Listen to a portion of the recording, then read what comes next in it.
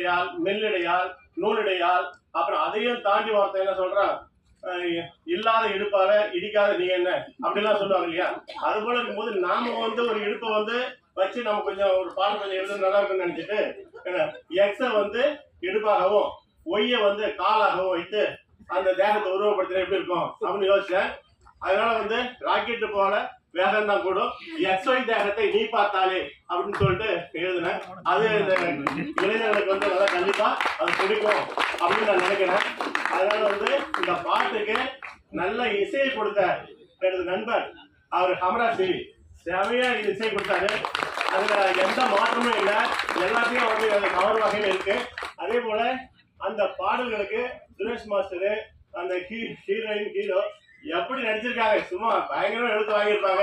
அதெல்லாம் வந்து இதுவரையும் அவங்க இது போல நடிச்சு நான் பார்த்தது இல்லை. இந்த படத்துல அவங்களுக்கு ஒரு நல்ல ஒரு முன்னேற்றம் கிடைக்கும்.